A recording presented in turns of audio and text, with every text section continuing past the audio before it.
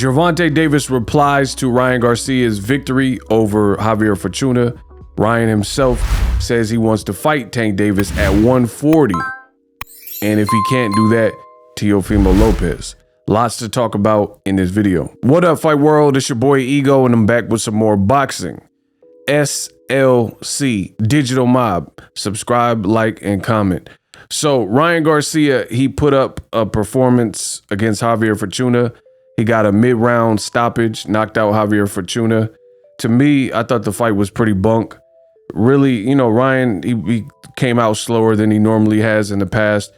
He was trying to be more cautious and economical, then open up in certain spots. You know, he did what he had to do. But I thought Fortuna, it was an abysmal showing. Fortuna looked like he almost like, I don't know if he struggled to make weight or, you know, if he has the hunger anymore, but it's something looked off to me. And that's just being real with you. After Ryan Garcia's victory, however, Tank Davis said in a tweet, "See y'all at the end of the year, hashtag the one."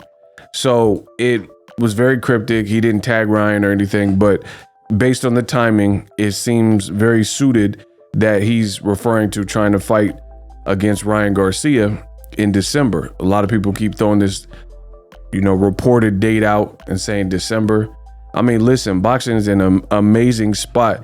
If Errol Spence and Terrence Crawford fight each other in November, and then Ryan Garcia and Tank Davis, I should say, because he would get top billing as the A side. Gervonta Davis, if you fight Ryan Garcia a month later, I mean, that's an insane run for boxing.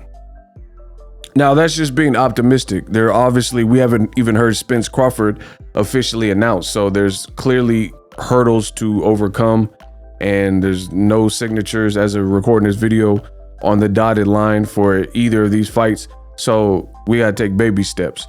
My thing is this, with the fight Ryan Garcia versus Tank, I don't think Ryan, quote unquote, deserves it.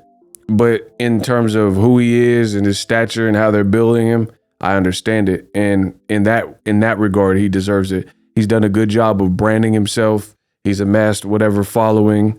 He's, you know, people are somewhat tuning into him. And we know Tank's the A side in the equation. So when you couple those two names together, it would be a big fight. It's kind of like, and I'm not saying it's going to be as big as this, but it's the same thing, that the same formula why Floyd Mayweather and Conor McGregor sold so well, because it was going to be we knew it was going to be a great promotion, which it was. I was there at the fight, right? So it was a great fight week, and Conor McGregor, I don't know what you're thinking, hook the Mayweather, who the fuck is, you know, doing his antics, and Floyd doing his 1-2, and then Paulie Malignaggi and Conor McGregor sparring, the whole shebang, and it was just legendary.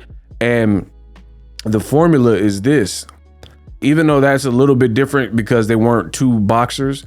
Conor McGregor was a guy most notably from the MMA circuit and the UFC, and Floyd is a boxer. But the formula still kind of applies, in my opinion, because although Tank Davis and Ryan are both within the boxing realm, they're both very noted. You know, people know who they are.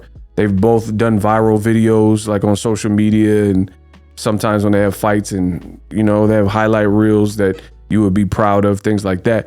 But more importantly, and I think this is one of the most defining things about this particular fight, is at its core, I think Ryan Garcia and Tank Davis, their fan bases are completely and utterly different.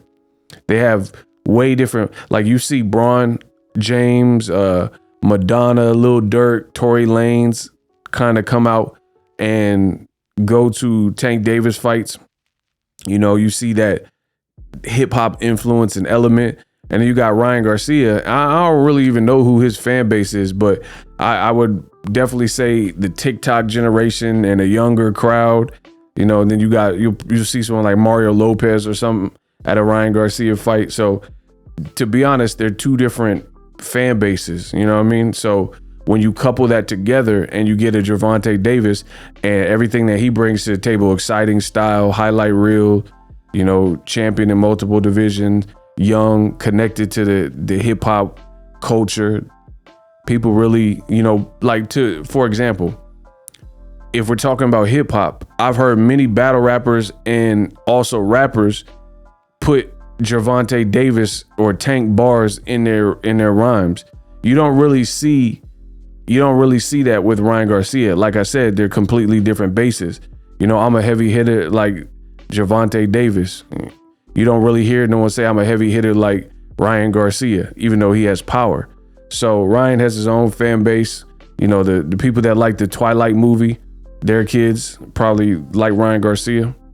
You know, people that like Jacob the Wolf and Robert Pattinson, the vampire, their kids grew up to like Ryan Garcia or whatever it is, but you put it together and it's gonna make some money. So bring it on. But in terms of a fight, I definitely believe that Tank will be the betting favorite, as he should be. And I see some flaws with Ryan Garcia. I don't see him getting it done. People are banking on the fact that Ryan Garcia's power and size, that he's taller, but there's a lot of times where he doesn't fight tall. And like, it's hard for me to gauge the Javier Fortuan fight because he looked like a non-willing participant. He was there. He looked like he just showed up. They didn't even interview him post-fight. They didn't interview him. They didn't talk to him. Nothing. It was just, the fight was over, you know? And it was 5 or 6 rounds. They said he threw 24 punches. I mean, how are you going to beat a youthful guy who's bigger and stronger than you, got speed, and you're one fight removed from a loss, throwing 24 punches within 6 rounds? I mean, it's just, the game plan didn't make sense. But Ryan versus Tank, that's a completely different ball game because you have never not seen Tank show up. That's why he's undefeated as well.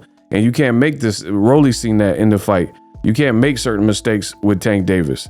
So that's my 2 cents. Tank did cryptically respond, subliminally respond, whatever you want to call it. SLC, subscribe, like, comment. Let me know how I did in this video. How bad do you want to see the fight on a scale of 0 to 100? Let me know in the comment section.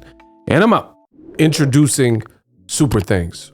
Right here on the official Boxing Ego YouTube. Super Thanks allows you, the viewers, to show a little bit of extra gratitude, which enables me as a full-time content creator to push out the content you need in the world of boxing. Underneath all the videos, you will see a heart with the $sign in it. You can enter any amount that you find suitable as a super thanks. A brand new, interactive, and colorful way to get your comments highlighted and noticed by not only myself, but other people on the YouTube platform. Super thanks, a unique and cool way to show and applaud us full-time content creators. Hopefully you guys enjoy the content. Super thanks. The future is now. The Hibernation 5s by Kenichi Bear. Hybrid gaming and lifestyle headphones. Out of the box, you can connect to any console or PC. Bluetooth ready with a low latency USB adapter, color RGB, and extreme bass mode. The Hibernation 5s adjust to you. Whether you need a gaming, travel, gym, or lifestyle headphones, the Hibernations got you covered. The new Hibernation 5s, link in the description. Customize the way you hear the world. Welcome to the nation. Are you tired of your YouTube videos not getting any views? Well, consider TubeBuddy. I've used TubeBuddy for years to scale up my YouTube channel. Now we're sitting over 200,000 subscribers.